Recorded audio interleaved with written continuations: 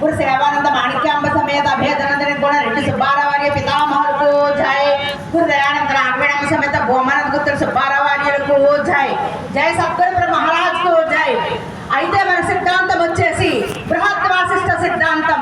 బృహత్ అంటే చాలా గొప్పదైనటువంటిదని, ఏది తెలుసుకుంటే ఇంకేది తెలుసుకోవక్కర్లేదో అదే మన సిద్ధాంతం. కాబట్టి మనకు పరిణామవాదులందరూ కూడా ఎరుకను పుట్టించి పోషించి నశింపజేశారు.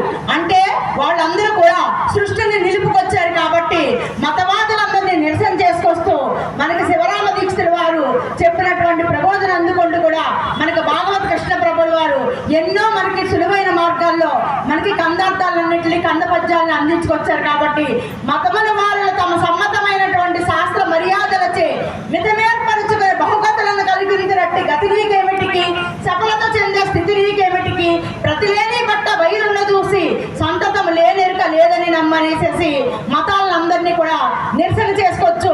మన భాగవత కృష్ణ ప్రభుల వారికి మనకి కందార్థాన్ని అందించుకొచ్చారు. కాబట్టి మనకి నిజంగా మహావాక్యాలన్నింటినీ కూడా విచారణ జరిగిన తర్వాత పరిపూర్ణ బోధ మనకి చాలా సులువుగా ఉంటుంది. కానీ ఏంటంటే మన సిద్ధాంతం అయితే మాత్రం అది కాదు.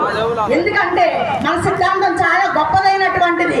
అరికల లకముఖ విద్యుత కరిమస్తక గణితమైన గణమోక్తి కమలు దొరికల ఎరుకలు గురుజల జరిగిందరు ఎంటి విలువ తమరెరుగా కనేక అట్లనే బోధ క్రమమేరుగా కనేక పరిపూర్ణ బోధను ఎరిగింపుచుండిన ఎరుకకే మరి ఎరుక అందరి మర్మం ఎరుగక అన్నారు. కాబట్టి నిజంగా మనం ఈ సాంప్రదాయంలో మనం ఉన్నందుకు నిజంగా చాలా సంతోషపడాలి. ఈ సాంప్రదాయంలో ఉండి కూడా ఇక్కడే ఎరుక శ్రేష్ఠలకి మరగకుండా పరిపూర్ణ బోధన అశరీర గురువు ద్వారా తెలుసుకుని నిజంగా లేని దాంట్లో లేక జీవించాలి.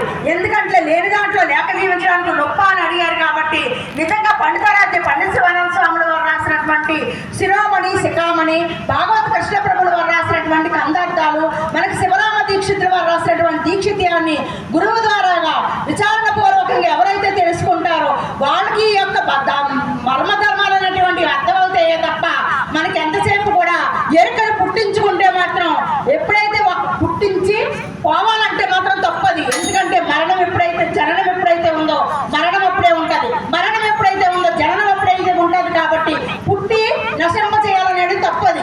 పుట్టలేదని విచారణ ఎవరైతే తెలుసుకుంటారో వాళ్ళకే ఈ ప్రబోధ. కాబట్టి జై సద్గురు మహారాజ్కి జై. ఇప్పుడు అంటే ఇక్కడ కార్యకర్తలకు 10 నిమిషాల సమయం కాబట్టి